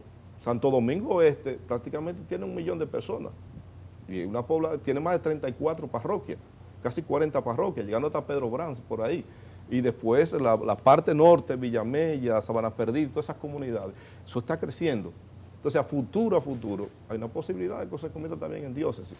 Por eso ahora se desmembró y se creó esta diócesis con Monseñor Manuel al frente, para dar un mayor acompañamiento a la gente, a la iglesia, a la diócesis, y que pueda ser mucho más efectivo la evangelización en esta parte. Y usted cambió también los vicariatos, así se pronuncia. Sí, vicarios territoriales. Exacto. Sí, actualmente hicimos un cambio. La Vicaría Norte, que estábamos, señor Amable, que hoy puedo auxiliar, lo cambiamos y está en la zona Santo Domingo Oeste, la parte de Vicaría Oeste, porque él vive para acá, obispo auxiliar, vicario general, tiene varias funciones. Y el padre Cecilio, que ustedes vieron ahorita, está en Vicaría Norte. Ya tendría más tiempo porque es el vicario del clero, es el que le da acompañamiento a los sacerdotes. Solamente esas dos vicarías hemos cambiado hasta ahora. Monseñor, usted expresaba que entre los temas que preocupan a la iglesia y que además históricamente ha tenido un papel protagónico es la educación. El impacto de la tecnología en el modelo de enseñanza ha generado cambios importantes en la pedagogía y el uso de los aparatos electrónicos, por ejemplo. Hay países que lo implementaron y hemos visto que dan hacia atrás. Por ejemplo, el uso de celulares en el aula. Eso se ha prohibido en muchísimos países, mucho más avanzados que nosotros. Creo que el último fue Chile, de hecho. ¿Usted estaría de acuerdo en que en el país se prohíbe el uso de celulares en el aula? Mira, todavía nosotros estamos tan preparados ni tenemos la madurez, especialmente nuestros niños y adolescentes, para manejar un equipo de esa naturaleza. Provoca mucha distracción y hasta nosotros los adultos nos distraemos muchísimo. Si nosotros estamos el día entero con un celular, nos olvidamos de muchas cosas y hasta nuestro trabajo. Y hasta el trabajo hay gente que lo quitan porque están distraídos, pierden tiempo. ¿Qué será un niño? Cuando hay juegos y tantas opciones para un niño entrar en ese tipo de equipos tecnológicos que son muy buenos, son muy útiles, pero todavía nos falta a nosotros la preparación, la madurez, el conocimiento para poder trabajar. Sobre todo nuestro sistema educativo no está suficientemente preparado para ese tipo de cosas, porque hasta nuestros maestros tienen problemas con eso. Entonces yo entiendo que todavía tenemos que dar un poco más de tiempo, prepararnos mejor en los sistemas pedagógicos nuestros, con nuestros maestros, para que nuestros niños entonces puedan entrar en ese proceso de aprendizaje. Ya en la casa con los padres es importante, pueden aprender el papá o la mamá, trabajar, hacer las tareas como lo hacen, pero con el papá o la mamá, mirando ahí, o con algún hermano mayor que le ayude a los niños a preparar sus clases, sus tareas, para que ellos puedan ir entendiendo y puedan ir entrando en esa dinámica de aprovechamiento de la tecnología, que es muy interesante, pero todavía nos falta preparación y madurez para eso, entiendo yo. Pues señor, vamos a hacer una breve pausa. Cuando regresemos seguimos con esta conversación, ya venimos con más de Despierta con CDN. Regresamos con más. Estaba con nosotros Monseñor Carlos Tomás Morel Diplán, arzobispo coadjutor de la Arquidiócesis de Santo Domingo. Federico, adelante. Gracias. Monseñor, la sociedad se ha ido secularizando, el laicismo va incrementándose a nivel mundial. Sin embargo, los católicos van creciendo, mas no así los pastores del pueblo católico. ¿Cómo están las vocaciones sacerdotales en la República Dominicana? ¿Se inscriben dentro de la región, dentro del continente? ¿Y cómo están aquí también en la arquidiócesis? Mira, eso es la preocupación de nuestra como iglesia, realmente. Yo recuerdo para los años 90 y algo, cuando yo era estudiante en el seminario, escuchábamos que venía la noticia de Europa, Estados Unidos, que estaba bajando el número de vocaciones, que ya estos países tenían que pedir auxilio, países como América Latina, algunos de Asia, la India, que tienen muchos sacerdotes. Nosotros lo veíamos muy lejos, en los años 90 y algo. Pero ya para la década del 2010 en adelante, se ha comenzado a sentir el impacto de la merma del crecimiento vocacional. Y esto tiene una razón muy específica, que es también la realidad familiar, una de las razones fundamentales. Porque uno descubre su vocación y cultiva su vocación en una familia, en un ambiente familiar. Y en una familia de valores cristianos, de principios cristianos, es que uno va aprendiendo a conocer de Dios, a amar a Dios y a interesarse por las cosas cristianas, de las cosas eclesiales. Y eso ha afectado mucho. También hay otro fenómeno que afecta mucho, que es la sociedad del confort. La vida sacerdotal implica un poco de sacrificio, como otras vidas, otro tipo de vocaciones, implican otro tipo de sacrificio. Pero también un joven dice, yo no voy a sacrificar mi vida, yo quiero esto, quiero vivir mi vida más fácil, más cómoda, y eso impacta mucho. Otro fenómeno se da también es la pérdida de los ideales. Cuando algunos de nosotros crecimos, imagino que Nelson y tú también, las mujeres, había muchos ideales y no soñaba mucho. Y te acuerdas que en la década del 70, del 80, gente que moría hasta por las ideas. ya la gente no muere, no puede ni por nada. Su vida quizá es cualquier cosa. Entonces, la pérdida de los ideales, la vida del confort, la realidad familiar y sobre todo el mundo de movilidad, que tú hoy estás en Santo Domingo y después estás por allá y los muchachos tienen muchas cosas, eso va quitando hasta la visión de las cosas. Y eso va afectando también el estilo de vida que nosotros asumimos como sacerdotes. Es una preocupación, como le he dicho, porque la población va creciendo.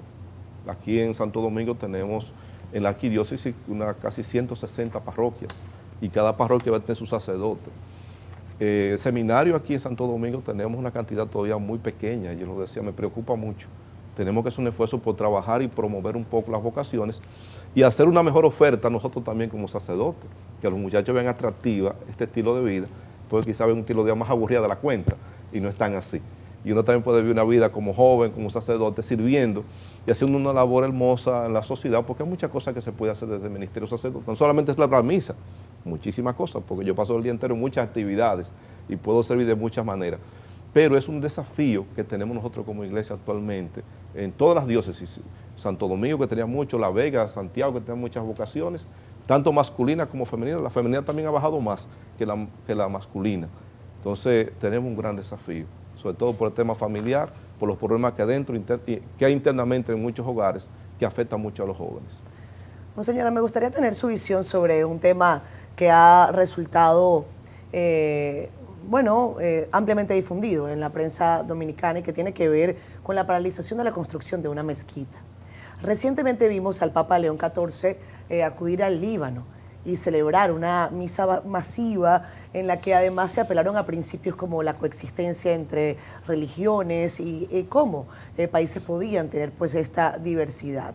Aquí incluso hay un legislador que apeló a la posible aplicación de la Sharia en República Dominicana y situaciones de esta índole vinculándolo a la paralización de la construcción de la mezquita. ¿Cuál es la visión suya, Monseñor, sobre este tipo de situaciones que se presentan en el país y que tienen una repercusión, pienso, y esta es una opinión, distorsionada por parte de algunas personas, medios, etcétera?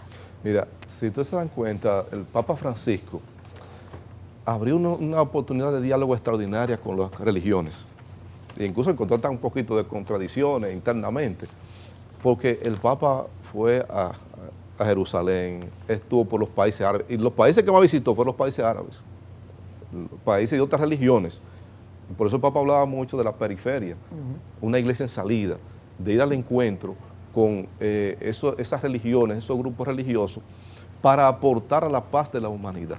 Hay un documento, una encíclica del Papa Francisco, Fratelli Tutti, la fraternidad humana, donde hay un planteamiento interesante del Papa de que la fraternidad entre las religiones traerá también la paz.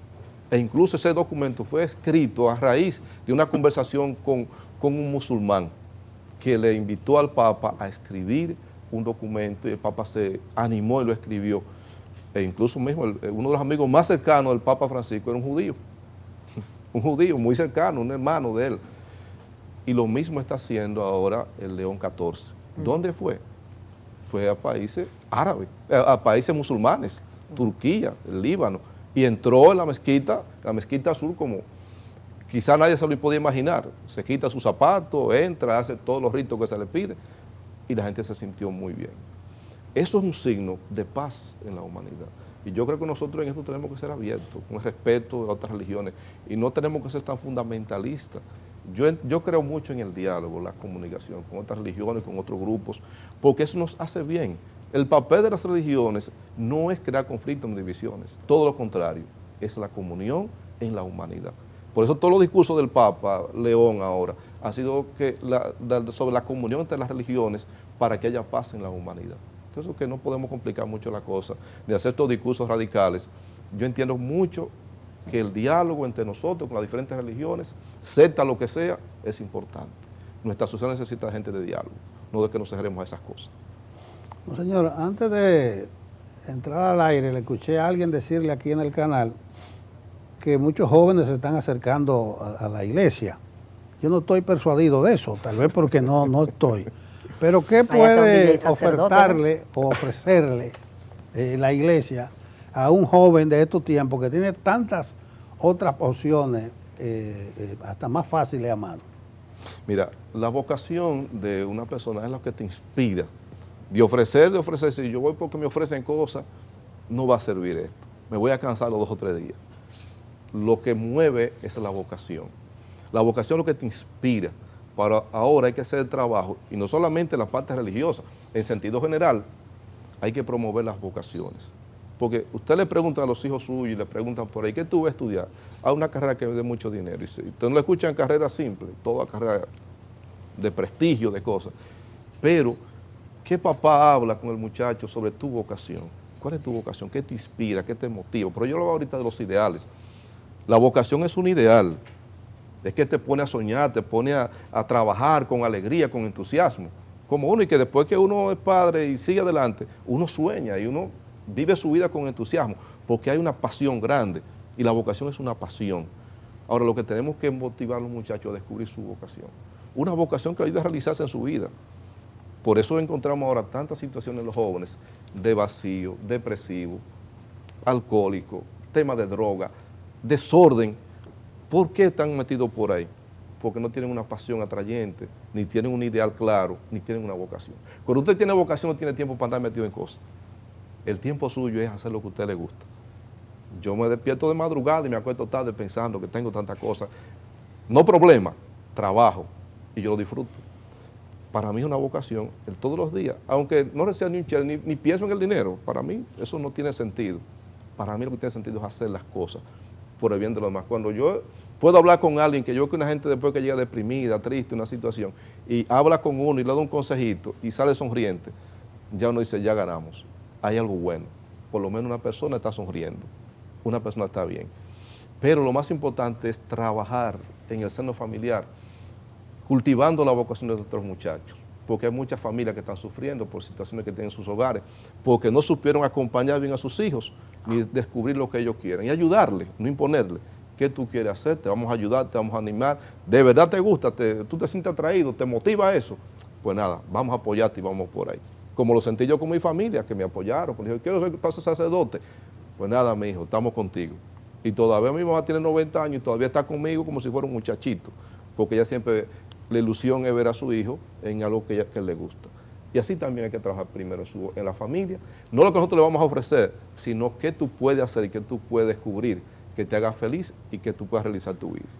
¿No tendrá que ver esa falta de aspirantes a sacerdote, vamos a decirlo así, a que la Iglesia Católica cambió un poco de rumbo con el pasado obispo? Ya no veíamos, como usted decía, una iglesia de ideales, una iglesia que defienda lo que públicamente, ¿verdad? Y activamente, porque era lo que estábamos acostumbrados con Cardenal López Rodríguez y con otros sacerdotes que les acompañaban. Ya no vemos eso. ¿Va a haber un cambio en su obispado, Monseñor, hacia estar más presente en los problemas nacionales? Bien, cada uno tiene su estilo. Nicolás tiene su estilo, su forma de ser, su carácter. Monseñor tiene su estilo, su manera. Yo tengo mi estilo, mi forma. Por el hecho de llegar a Santo Domingo como arzobispo coadjutor, yo no voy a cambiar. Comencé así hace 25 años como cura y sigo siendo sacerdote y seguiré siendo así. Es la forma de yo entender la iglesia y de ver la iglesia. Yo lo que propongo un estilo de ser iglesia, como el Papa, como el magisterio de la iglesia nos dice, el Evangelio de Cristo nos dice, cómo llevar a la iglesia, la caridad, el servicio, la dedicación, el amor a los hermanos, el amor a la iglesia. Esto, que se haga atractivo para los jóvenes por el liderazgo que tenga cada uno, se hace atractivo a su manera. Pero como te he dicho, cada uno tiene su estilo. Yo tendré mi estilo y me verán así de una manera y de otra, y cada uno tiene lo suyo. Pero el fenómeno de la vocación no se debe a una persona, es un fenómeno que no solamente... Pero los líderes inspiran. Inspiran, claro, naturalmente, y eso es interesante, y por eso nosotros en la iglesia tenemos que trabajar mucho con el liderazgo del clero. Yo he trabajado mucho con los sacerdotes, y una de las cosas que necesito, y se lo digo a los jóvenes, miren, muchachos, yo quiero que ustedes sean jóvenes sacerdotes líderes espirituales, pastores, como tanto decía el Papa Francisco, pastores, porque puede convertirse en un líder popular, en un influencer, nada de eso, porque es otra cosa. Ahora, un pastor, un joven, un sacerdote con un liderazgo en la comunidad, como lo ha habido, y aquí hay muchos en Santo Domingo, gente que tiene una gran incidencia de servicio, de trabajo, dedicación. Lo que pasa es que no están mucho en los medios, ni lo ven mucho por ahí, pero hay gente que está trabajando muchísimo en los colegios, en las escuelas, en los barrios, en los sectores, con los pobres, con las comunidades, que están haciendo un trabajo mejor que yo como obispo. Y yo me le rindo reverencia a muchos sacerdotes aquí, por su vida, por el trabajo y la misión que ha realizado en la iglesia. Lo que pasa también otro fenómeno. En la década de los 60 y los 80, Santo Domingo era un puñito. Aquí todo el mundo se conocía y se veía. Ahora, no todo el mundo aquí se ve y se siente en Santo Domingo. Santo Domingo ya con una población tan grande, Santiago, La Vega, antes el obispo era visto por cualquier parte, eran 30, 40 parroquias, tú tienes 200 parroquias. ¿Y cómo tú llegas a 200 parroquias todos los días? ¿Cómo tú ves 250 sacerdotes todos los días?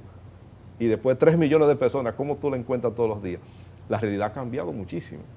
Entonces, la manera de hacer iglesia, de vivir el liderazgo también sacerdotal, es diferente. Por eso, bueno, a veces comparamos que Nicolás, que los fenomenal servicio, Nicolás, Agripino y otros, un servicio hermosísimo. Pero los momentos van cambiando. La iglesia en su momento se adapta al momento que estamos viviendo. Ahora nos toca otro momento, con otro desafío en esta arquidiócesis de Santo Domingo y en el país entero. Es un nuevo desafío. Monseñor, usted dice que uno de los temas que le preocupa a la iglesia es la corrupción. Sin embargo, desde la perspectiva gubernamental y la agenda política, ahora hay una nueva apuesta de la lucha contra la corrupción. ¿A ustedes les satisface lo que han venido haciendo las autoridades? ¿O ustedes entienden que se tiene que hacer más o es más de lo mismo? Yo entiendo que no debería suceder nada de eso. Antes de que suceda, no debería suceder. Uno que va a la administración pública debe ir claro que es a servir que va. Es un servidor público. No debe ir con el propósito de ir a aprovecharse de los recursos que es del pueblo. No debe ir. Ahora, está sucediendo lamentablemente, que eso es histórico en República Dominicana ya, histórico, pero ahora se siente más por los medios, las redes, que lo replican por todas partes y todo el mundo sabe que hay corrupción y los hechos van dándose y van sucediendo cosas. No debería suceder. Ahora están sucediendo. Hay que seguir poniendo correctivos. Se está actuando, hay que reconocer las cosas que están haciendo, pero también hay que tener cuidado, porque también se puede dañar fama de las personas. Si no se lleva bien el proceso judicial de un caso, de un hecho, puede dañarse la figura de una persona. Y en eso hay que tener cuidado, porque a veces se politiza, se pasa para acá, se pasa para allá. Pero yo entiendo que hay que hacer un buen proceso judicial. Se faltó, se entiende que hubo robo, que hubo corrupción, hacer la debida investigación, hacer el debido proceso para cuidar la persona, cuidar la justicia y sobre todo cuidar a la sociedad, para que no se entienda de que luego la justicia se convierte en un instrumento político. Hay que cuidar eso y la justicia hay que cuidarla. Por eso los procesos hay que hacerlo bien hechos, para que realmente si hubo un caso de corrupción, que la justicia actúe y se apliquen los correctivos para que no suceda más. Lamentablemente sucede un caso, otro caso, y vuelven a repetirse otros y otros, y es como si no hubiera remedio para esto. Yo espero que por lo menos tomemos un poco de conciencia como ciudadanía, y los políticos, los funcionarios que van a ejercer un puesto, que lo hagan, porque es una vergüenza que un hombre o una mujer luego, sus hijos lo vean involucrado en un hecho bochornoso, vergonzoso para la sociedad, y luego sea prácticamente borrado de la esfera política y también sea tachado de ladrón, de inmoral, de corrupto. Tenemos que cuidar eso, porque nos está haciendo daño, le está haciendo mucho daño a la sociedad, porque estamos destruyendo las instituciones sin darnos cuenta. Y el capital humano se está dañando. Porque ¿quién querrá ir luego a una institución a dirigirla? Hay mucha gente que no querrá ir. Una gente seria no querrá exponerse luego a un riesgo tan grande en una institución donde ya ha echado tantas raíces eso, que todo el que se mete ahí posiblemente salga sucio. Pero yo reitero, tenemos que hacer unos buenos procesos judiciales, tratar de cuidar la fama de la persona y también la institucionalidad de la justicia. Monseñor, el colapso del Estado haitiano ha generado una avalancha de inmigrantes hacia la República Dominicana, quizás desbordando las capacidades del propio Estado dominicano. Eso ha generado a su vez una serie de reacciones ciudadanas y de reacciones del propio presidente del gobierno, que se han manifestado en deportaciones, protocolos de deportaciones para parturientas, hay una serie de medidas. En ese sentido, entre la compasión del mensaje cristiano y la legalidad y la soberanía del Estado dominicano, ¿cuál es la posición de la Iglesia y cuáles son las grandes preocupaciones de la Iglesia en torno al tema? Mira, la Iglesia tiene incluso una pastoral migratoria, pastoral haitiana, que no solamente con los haitianos, con todos los inmigrantes, se ha venido dando acompañamiento. Aquí en Santo Domingo hay una pastoral muy activa de acompañamiento a los haitianos, haitianas y a los otros inmigrantes venezolanos, que también hay mucho acá. Se ha venido acompañando. El caso haitiano es el más complejo de todos. Es un caso muy difícil por los cortes políticos que tiene y los temas que hay de fondo dentro de esa situación haitiana. La Iglesia, sobre todo, ha mantenido esa posición del cuidado de estas personas que están llegando aquí. Por ejemplo, el caso de las parturientas, con el protocolo que hubo, una manifestación, la Iglesia en ese sentido se manifestó, porque claro, la salud, la vida de una persona está por encima de todo, y eso hay que cuidarlo. Las leyes, hemos insistido siempre, la ley migratoria hay que respetarla y hacerlo con todo respeto debido y cuidar sobre todo el protocolo. En las deportaciones de los hermanos haitianos y haitianas, cuando se hacen también que se irrespetan muchas veces también los protocolos, que se meten en un vehículo 5, 4 horas de camino por allá sin un baño, metido encerrado en un vehículo. Luego lo que ha salido, que ya eso ha sido público, el cobro de peaje a esta gente, eso ha distorsionado todo lo que es bueno, lo que es correcto, de hacer una buena gestión, sobre todo en la pastoral haitiana. Por eso nosotros, en el trabajo que realizamos como pastoral haitiana, eso es acompañar a nuestros hermanos en este proceso, respetando las leyes migratorias, porque eso se respeta y esa parte, pero también cuidando la dignidad de la persona, con el caso de las parturientas y el maltrato a la persona, las persecuciones que se hacen que de manera incorrecta, no lo permitimos. Sí, yo vi casos en otros pueblos que tumbaban, le quitaban sus cositas, la tiraban al suelo y golpeaban. Eso no es justo. En ninguna parte se puede hacer eso. Se hace el protocolo, se apresa, se hace el debido requerimiento, y si hay que sacarlo del país, se hace como se debe hacer, sin dañar y sin maltratar a nadie. Monseñor, nos queda poco tiempo. Tengo que preguntarle si la recientemente nombrada embajadora de Estados Unidos en República Dominicana ha solicitado alguna audiencia con su persona, dado que ella ha manifestado públicamente su devoción por la fe cristiana. ¿Y cómo ha recibido la Iglesia Católica el mensaje de la diplomática en este sentido? Sí, mira, cuando ella llegó al país, la primera visita que hizo fue a la catedral. Sí. Del aeropuerto vino a la catedral. Ayer, nuevamente... Pero esa vez no la recibieron, no conversaron. No, yo no estaba aquí todavía, yo no era el arzobispo de Santo Domingo, el conductor. Ayer nuevamente estuvo en la catedral, anunció que venía, pero no pudo llegar a la catedral. Todavía no hemos concertado algún encuentro ni nada de eso, pero a lo que veo es una persona muy cristiana. El discurso que tuvo también en la Cámara Americana, muy interesante, como lo hizo ella, con el respeto y habló con mucha claridad, como debe ser.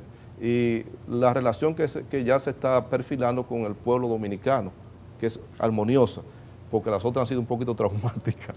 Pero esperemos que sí, que con ella podamos tener como iglesia y como sociedad una buena relación, porque es importante en nuestras instituciones que estemos en diálogo y en comunicación.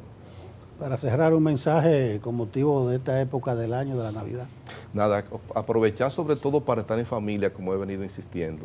Estos días de Navidad es para compartir con la gente nuestra, sacar ese tiempo para estar con los suyos y tratar de evitar de andar mucho en la calle, evitar la violencia, hacer cosas que quizás puedan dañar a los demás. Por eso te invito para que aproveches estar en familia, ir a tu iglesia, a tu comunidad, sacar tu tiempo para la reflexión, porque al final del año es como que es un inventario y mirar cómo andamos y proyectarnos para el año 2026, para que así Cristo nazca en nuestros corazones en este año que ya estamos terminando.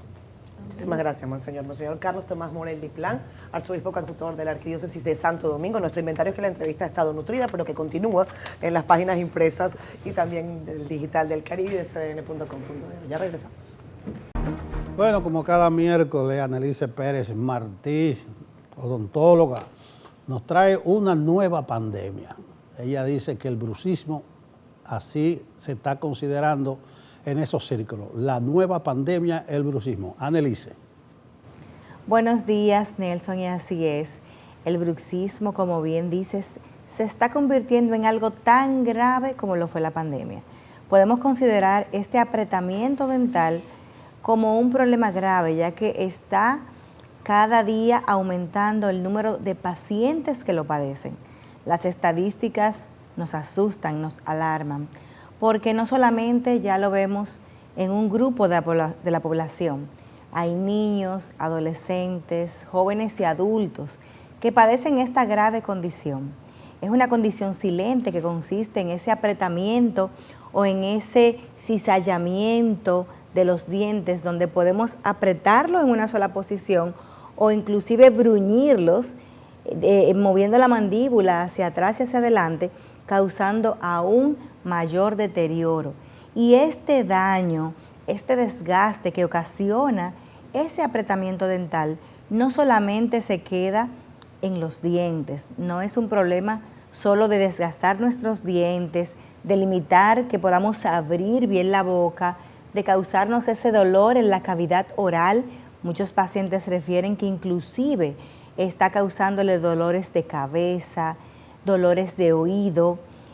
Tengo muchos casos ya que han llegado por un bruxismo detectado por el otorrino, que llegan a la consulta del otorrino por graves dolores de oído, confundidos muchas veces creyendo que tienen un problema en el oído y en realidad ha sido un problema crónico de mucho tiempo, apretando los dientes. Vemos esas primeras señales de los dientes desgastados que van a incidir en que todo el sistema de la cara, o como bien se llama sistema estomatognático, se dañe, se lastime. Los dientes tienen un tamaño, los dientes tienen una forma, y ese tamaño y esa forma va más allá de la estética. Ese tamaño y esa forma de los dientes cuida que toda esa estructura neuromuscular, masticatoria, esquelética, se mantenga funcionando bien. Cuando los dientes tienen la dimensión normal, ellos pueden mantener la altura de la cara, o como bien le llamamos nosotros, los odontólogos, la dimensión vertical. Y esta dimensión vertical tiene que guardar el espacio biológico para que todas las estructuras que conviven funcionen bien, para que nuestros dientes puedan masticar bien, para que nuestra articulación de la mandíbula, o como bien se llama y es ya conocida, la ATM, que es la articulación temporomandibular que tenemos aquí a cada lado y que cuando abrimos y cerramos sentimos que se mueve. Esa articulación necesita un espacio biológico mínimo que se conserve para funcionar bien. Es una articulación que está muy vinculada a este problema de apretamiento dental, porque cuando el paciente aprieta, tensa tanto la musculatura y desgasta los dientes y esa dimensión vertical se disminuye, que la articulación recibe un impacto inmediato. Y esos tejidos empiezan a inflamarse, empiezan a desgastarse, y en un adulto esto es un problema serio porque no es normalmente reversible. Son tejidos que no se van a recuperar por sí solos y que van a ocasionar problemas inclusive neurológicos, ya que esta articulación de la mandíbula está próximo a toda el área del pabellón auricular y de la base del cráneo. Por eso se confunden estos problemas y hemos trabajado en equipo en nuestra unidad de ATM en conjunto con el área médica para detectar dónde realmente está la etiología de este problema, cuando se presenta un bruxismo que lastima y que duele, porque muchas veces el origen pueden ser los dientes, pero también el origen puede estar en otra área de la cabeza y que los dientes simplemente sean el aviso, el sistema de alarma, la consecuencia. Claro que todo tiene que tratarse, todo tiene que corregirse, pero identificar la causa del problema y quién lo ocasionó es vital para que la solución sea estable y sea una solución definitiva. Porque si no, pues puede revertirse. Podemos quizás acompañar a un paciente con medicamentos en una primera fase para esa molestia, que inclusive muchos pacientes se automedican y pueden resolver esa limitación de abrir la boca o esa pequeña molestia que sienten. Sin embargo, va más allá. Esto va más allá de buscar quitar solamente el dolor o devolverle el espacio y el tamaño a los dientes. Este tratamiento busca eliminar las causas que están ocasionando que el paciente apriete los dientes y de esta forma proteger el sistema muscular, proteger el sistema neurológico, proteger el sistema auditivo, en fin, hacer que tu calidad de vida no se pierda, que no tengas esas limitaciones tan fuertes como lo es no poder hablar correctamente, no poder masticar los alimentos correctamente e inclusive muchos pacientes no poder dormir adecuadamente. El sueño está totalmente vinculado con el bruxismo porque las causas más comunes para apretar los dientes tienen que ver con la respiración. Estos pacientes que respiran por la boca, que tienen una respiración bucal crónica de muchos años, tienden a padecer el bruxismo, porque si no hay una calidad de sueño que permita una buena regeneración, hay una tensión que el cuerpo saca y expresa a través de apretar los dientes. Por eso es un cuadro complejo, es un cuadro amplio que debemos de diagnosticar de manera integral, que debemos enfocarnos en acompañar a nuestros pacientes a buscar todos los posibles puntos de referencia para que sirva para crear un diagnóstico completo y no solamente pues eliminar lo que a simple vista se ve como un desgaste en el diente. Este problema también pues está afectando a muchísimos pacientes infantiles y en esta etapa de crecimiento crea una anormalidad en su patrón de desarrollo esquelético. Así que les instauramos a todos, les motivamos a buscar ayuda temprano. No nos acostumbremos a los males que pueden causarnos grandes problemas a futuro. Estamos para ayudarte con mucho gusto porque todos merecemos vivir con buena calidad de vida. Así que Marticho y Pepe, en todo nuestro equipo de trabajo, está para ayudar y servir a que recuperes tu calidad de vida y eliminemos esta nueva pandemia de raíz. Vamos a eliminar el bruxismo. Bien, ahí están las claras orientaciones de cómo enfrentar lo que Annelise llama esta nueva pandemia. Muchas gracias a usted y con usted terminamos por el día de hoy. Hasta mañana, Federico Jovine. Hasta ahorita, como quien dice, prácticamente.